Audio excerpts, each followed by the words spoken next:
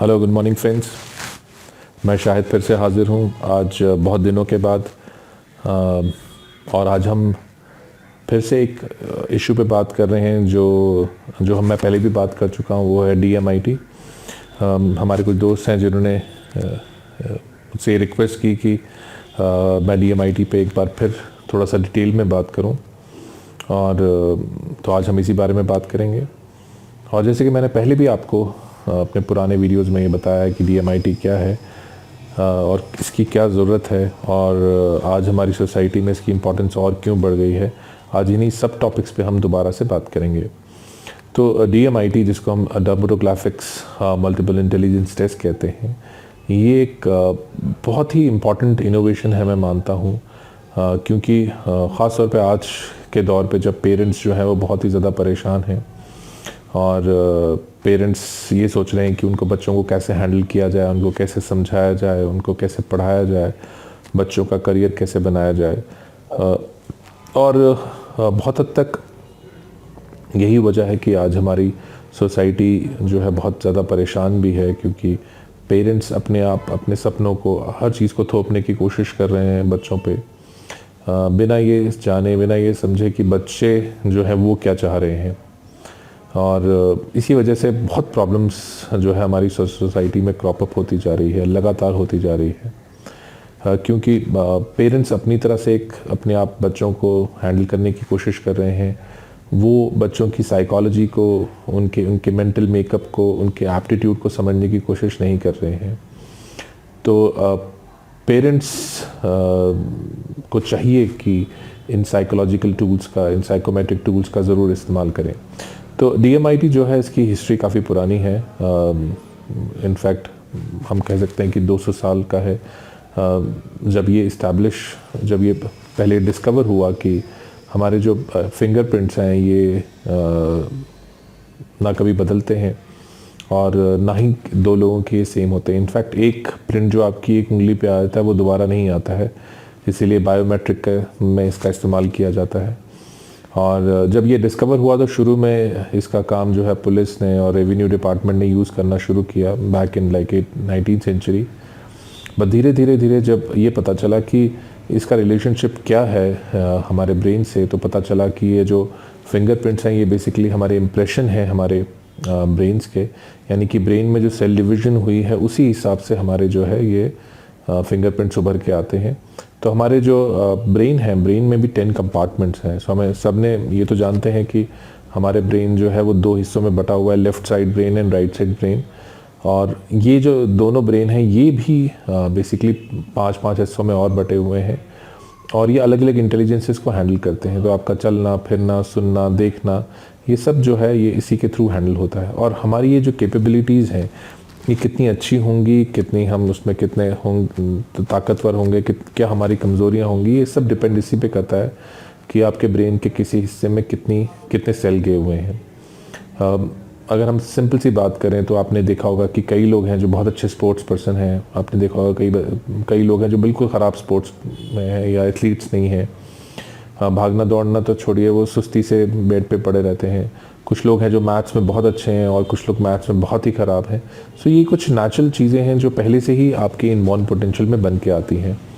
तो इसको खुदा की कुदरत कहिए या नेचर का करिश्मा कहिए कि नेचर ने हमें ये जानने का तरीका भी सिखाया। जैसे हम बाकी चीज़ें करते हैं, जैसे आप ब्लड टेस्ट करते हैं तो आपके ब्लड ग्रुप अलग अलग हैं, देखने में सब खून लाल है, लेकिन फिर उसमें से टेस्टिंग के कुछ ऐसे तरीके निकाले गए कि आप अलग अलग ब्लड ग्रुप को कर लेते हैं, A positive, B positive, O positive, A negative, B negative.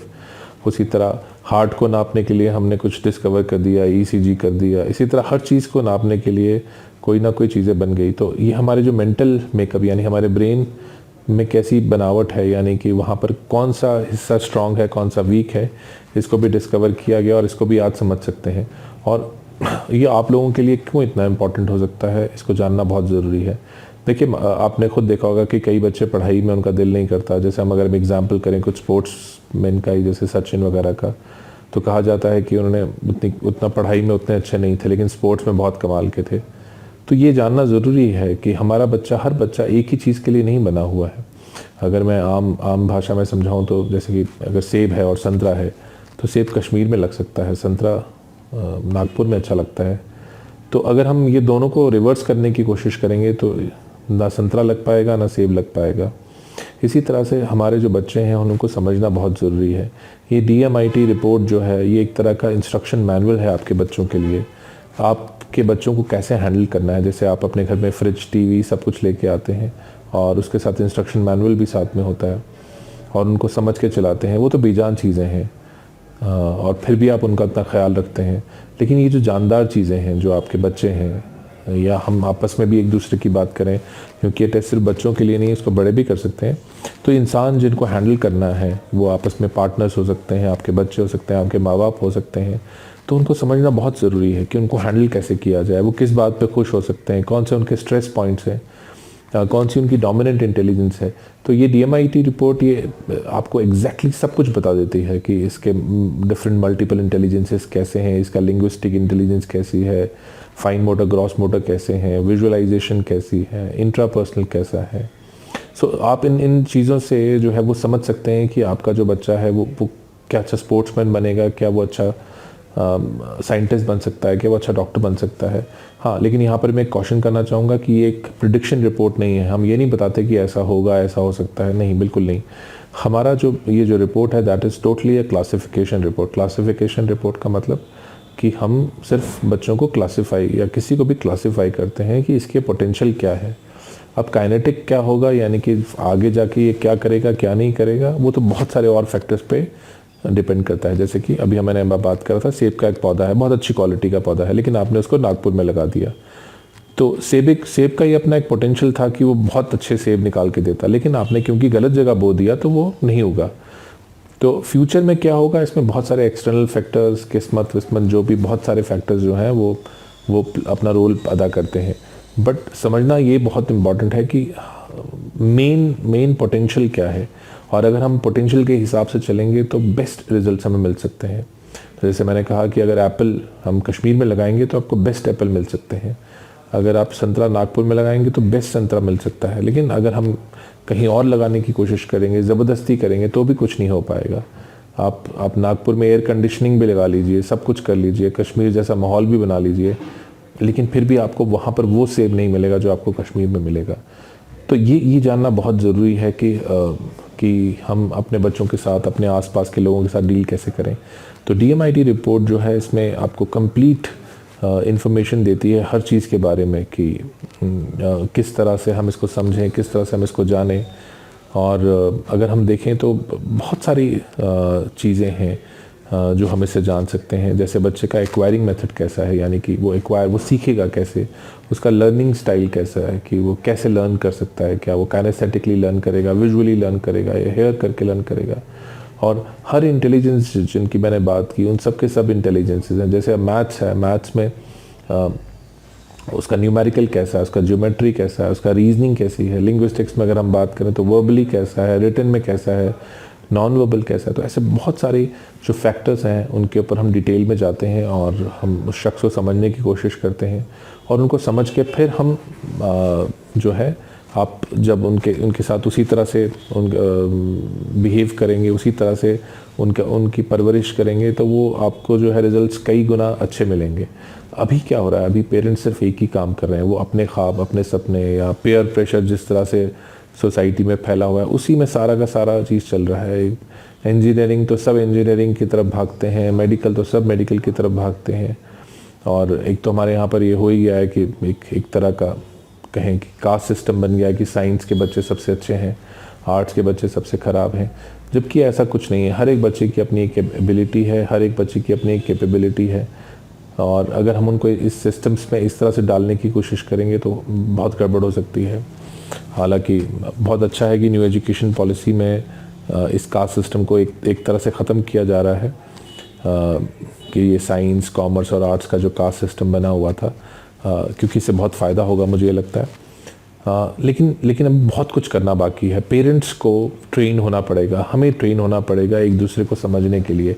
अगर हम एक दूसरे को नहीं समझ पाए तो हमारी सोसाइटी में जो प्रॉब्लम्स चल रही हैं, डिप्रेशन है, ड्रग्स है, सुसाइड्स हैं, ये और बढ़ते जाएंगे। आप देख ही रहे हैं कि किस तरह से हमारी सोसाइटी में सब प्रॉब्लम बहुत ज़्यादा बढ़ रही हैं और इनके सॉल्यूशंस नज़र नहीं आ रहे हैं। सॉल्यूशन सिर्फ इतना ही है, हमें एक दूसरे को समझना है। और DMIT रिपोर्ट जो है ये क्लियरली आपको इसको समझने में मदद करती है एक शख्स को। हम तैयार ही नहीं हो रहे कि अपने आप को ट्रेन करें, हम ये मानना ही नहीं चाहते कि हमारे में कोई कमी है। तो बहुत जल्दी हमें ये सोचना पड़ेगा कि अगर हम ऐसे ही करते रहे, ऐसे ही चलते रहे, तो ये सोसाइटी जो है और दुखी होती जाएगी। हमारा हैप्पीनेस इंडेक्स में वैसे ही हम लोग बहुत नीचे हैं और हम और नीचे होते जाएंगे। तो DMIT रिपोर्ट जो है, अगर मैं इसको एक सिंपल प्रोसेस की बात करूं, तो इसमें हम लोग फिंगरप्रिंट्स की स्कैनिंग लेते हैं। जो आपके फिंगरप्रिंट्स है, जैसे मैंने कहा कि किसी के भी सेम नहीं होते हैं, और इन फिंगरप्रिंट्स को जब हम फिर रीड आउट करते हैं और रीड आउट करने के बाद फिर हम इनकी एक रिपोर्ट क्रिएट करते हैं। और ये रिपोर्ट जो है 68 पेजेस की होती है। इन 68 पेजेस की जो रिपोर्ट है, इसमें आपकी अलग अलग चीज़ों के बारे में है, जैसे मल्टीपल इंटेलिजेंसेस कितनी है, उसमें क्या परसेंटेजेस क्या है कि बच्चे का डोमिनेंट कौन सा है। उसके बाद हर इंटेलिजेंस के सब इंटेलिजेंसेस के बारे में हम बात करते हैं। उसके बाद एक्वायरिंग मेथड्स हैं। उसके बाद लिसनिंग, आपका जो है पर्सनालिटी टाइप्स के ऊपर रिपोर्ट्स हैं। उसके बाद आपका करियर कौन सा है, स्ट्रीम सिलेक्शन रिपोर्ट्स हैं। तो बहुत सारी चीज़ें जो हैं आपको इस रिपोर्ट में मिल जाती हैं। तो अगर आप रियली चाहते हैं कि अपने बच्चों को, अपने पार्टनर्स को, बाकी लोगों को खुश रखना चाहते हैं, तो ये रिपोर्ट जो है मैं कहूँगा कि एक तरह से कंपलसरी होनी चाहिए, ताकि हम एक दूसरे को समझ तो सकें। तो जो कम्युनिकेशन जो गैप है एक दूसरे के बीच में, आप हर घर में जाएंगे तो देखेंगे कि माँ बाप अपने बच्चों से लड़ रहे हैं, माँ बाप अपने बच्चों के पीछे पड़े हुए हैं और बच्चे जो है उनसे भागने की कोशिश कर रहे हैं, और लगातार एक टसल सा चल रहा है हर फैमिली में। तो ये जो रिपोर्ट है ये इस टसल को दूर करने में बहुत हद तक मदद करेगी। ये रिपोर्ट ना सिर्फ बच्चों को, बल्कि अगर हम बात करें, जैसे मैं पार्टनर्स की बात कर रहा था, तो जो मियाँ बीवी हैं वो भी अपने आप को एक दूसरे को समझने के लिए इस रिपोर्ट का फ़ायदा उठा सकते हैं। और कंपनीज़ हैं वो अपने एम्प्लॉयज़ को समझने के लिए, अपने उनकी स्ट्रेंथ्स को समझने के लिए, उनको इवन हायर करने के लिए इस रिपोर्ट का फ़ायदा उठा सकते हैं। तो ये रिपोर्ट जो है ये सभी के लिए बहुत फ़ायदेमंद है। मुझे अब इस काम को करते हुए तकरीबन 6 साल हो गए हैं, और मैं आपको दावे के साथ कह सकता हूँ कि ये जो सिस्टम है ये बहुत ही एक्यूरेट है। आज तक ऐसा कभी नहीं हुआ कि हम जो रिपोर्ट्स कर रहे हैं उसमें कहीं भी कोई कॉन्ट्रडिक्शन पैदा हुई हो। तो मैं चाहूँगा कि आप सब लोग इसका इस्तेमाल करें। हमने नीचे कुछ नंबर्स दिए हुए हैं। अगर आप श्रीनगर में हैं तो आप डायरेक्टली मुझे कांटेक्ट कर सकते हैं, लेकिन अगर आप जम्मू में हैं तो भी हमने आप नंबर दिए हुए हैं। परिहार साहब का नंबर दिया हुआ है, तो आप उनको कॉल कर सकते हैं, राजकुमार परिहार साहब को। तो और बाकी देश में भी अगर कोई सुन रहा है तो वो मुझे डायरेक्टली कांटेक्ट कर सकता है, और हम पूरी कोशिश करेंगे कि आपकी हर तरह से इसमें मदद की जा सके। तो ये जो रिपोर्टिंग है, DMIT है, ये एक तरह से तो मुझे लगता है कि देश में कंपलसरी कर देना चाहिए था। लेकिन चलिए कोई बात नहीं, जब तक कि कंपलसरी ना हो, हम एक दूसरे को समझ के, हम अपने बच्चों को समझ के, कम से कम अपने परिवार को तो खुश बनाना शुरू करें। और बच्चों की जो सक्सेस है, सक्सेस को हम एक नए विजन से देखें। देखिए, सक्सेसफुल होने का मतलब ये नहीं होता है कि आप किसी को एक पैसे में, आजकल हमने देखा है कि पैसे में आप मेडिकल डॉक्टर बना दीजिए, और फिर वो डॉक्टर उसमें उसका दिल भी नहीं कर रहा है काम करने का, पेशेंट्स के साथ भी वो अच्छी तरह से व्यवहार नहीं कर पाता और बहुत अच्छा डॉक्टर नहीं बनता, और दुखी भी है खुद भी। तो इसको मैं सक्सेस नहीं मानता हूँ। सक्सेस मैं इसको मानता हूँ कि वही बच्चा अगर थोड़ा शायद कम कमाता लेकिन खुश होता, शाम को जब घर पे आता तो उसको लगता वो he is doing something worth while, उसको अपनी ज़िंदगी से कोई परेशानी ना होती। तो आए हम एक नई तरह के सक्सेस के बारे में बात करें। आए हम एक बिल्कुल नए विजन के ऊपर चलें, जहाँ पर हम अपनी सक्सेस को पैसे से या बाकी चीज़ों से ना नाप के हम उस सक्सेस को अपनी खुशी से नापें। तो हैप्पीनेस इंडेक्स जो है उसको ऊपर रखें रादर देन मनी को इम्पोर्टेंस देने के लिए, क्योंकि बहुत बड़े बड़े अमीर लोग भी हैं, वो बाबाओं के पीछे ही घूमते हैं आखिरी में जाके कि बाबा हमें खुशी दे दो, ये दे दो, पैसा ले लो, सब कुछ ले लो।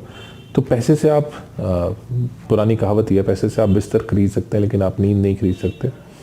तो आए, चलिए हम मिलके साथ में एक नई जर्नी को शुरुआत करें, और हम इस जर्नी में आपका साथ देने के लिए पूरे तैयार हैं, और हम आप लोगों का इंतज़ार भी करेंगे। अगर आपके कोई भी सवाल हो या कुछ भी हो तो आप हमें ज़रूर बताएं। आप यहाँ मैसेज बॉक्स में भी लिख सकते हैं, हमारे नंबर भी दिए हुए हैं, हमें कॉल भी कर सकते हैं डायरेक्टली। चलिए फिर मिलते हैं हम। तब तक के लिए मैं आपसे इजाज़त चाहूँगा। खुदा हाफिज़।